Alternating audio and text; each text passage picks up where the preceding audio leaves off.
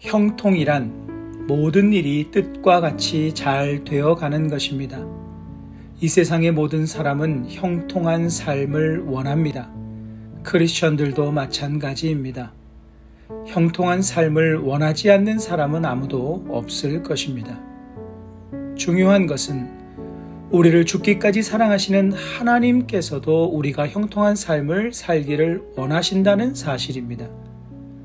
그런데 이 세상의 모든 사람들은 모두 형통한 삶을 살지 못합니다. 심지어 모든 크리스천도 형통한 삶을 살지 못합니다. 그러면 하나님께서 능력이 없으셔서 그분의 자녀들인 우리들이 형통한 삶을 살도록 만들지 못하시는 것입니까? 그렇지 않습니다. 중요한 것은 우리가 생각하는 형통과 하나님께서 말씀하시는 형통의 의미가 다르다는 사실입니다. 하나님께서 원하시는 형통은 우리를 향한 그분의 뜻이 잘 되어가는 것입니다. 그러므로 문제는 나의 뜻과 하나님의 뜻이 다를 때 생깁니다. 나의 뜻대로 일이 진행되지만 하나님의 뜻과 반대의 방향을 가는 경우가 있습니다. 내 편에서는 형통이라 할 수 있지만 하나님의 편에는 형통이 아닙니다. 반대로 내 편에서는 형통이 아니지만 하나님의 편에는 형통이 되는 경우가 있습니다. 그러므로 우리의 삶에 하나님의 뜻이 이루어지는 형통한 삶이 되기 위해서 가장 중요한 것은 하나님을 삶의 기준으로 삼으며 늘 하나님 앞에서 살아가는 것입니다. 보디발의 아내는 요셉을 유혹했으나 요셉은 이를 뿌리치고 도망합니다. 그러나 누명을 쓰고 감옥에 갇힙니다. 그런데 그곳에서도 보디발의 집에서와 같이 간수장의 신임을 얻어 모든 재반 사물을 처리하게 됩니다. 23절 마지막에서는 그의 모습을 이렇게 평가하고 있습니다. 여호와께서 그를 범사에 형통하게 하셨더라. 이런 생각을 해봅니다. 형들에게 팔려 보디발의 노예가 되고 누명을 쓰고 감옥에 갇힌 요셉인데 무엇이 형통이란 말입니까? 감옥에서 아무리 형통해 보아야 집에서 편히 쉬는 것보다 낫겠습니까?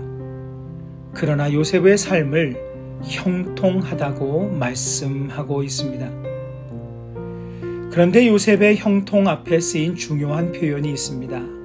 여호와께서 요셉과 함께 하심이라. 이 말씀이 알려주는 형통은 하나님께서 함께 하시는 삶입니다. 하나님께서 함께 하시면 그 삶을 그분의 뜻대로 이끌어 가실 것이기 때문입니다.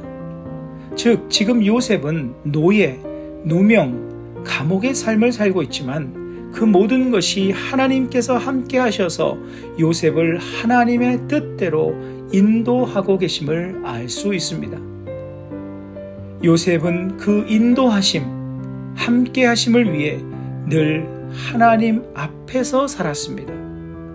그렇기에 보디발의 아내의 유혹도 이길 수 있었고 감옥에서도 남다른 성실함을 보일 수 있었습니다. 요셉은 자신의 힘으로 아무것도 할 수 없었습니다. 노예로 팔리고 누명을 쓰게 되고 감옥에 갇히게 되고 모두 자신의 의지와 뜻밖의 일을 당하였습니다.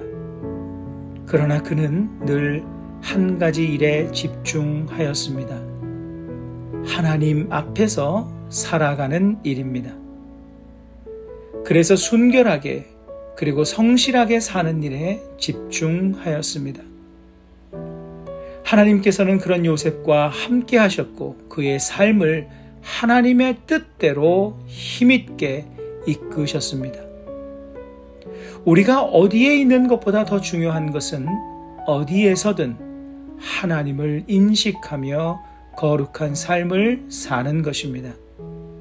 하나님께서는 그와 동행하시며 그를 통해 그분의 뜻을 이루시는 형통의 삶을 살게 하실 것입니다. 말씀을 기억하며 기도하는 시간을 가지십니다.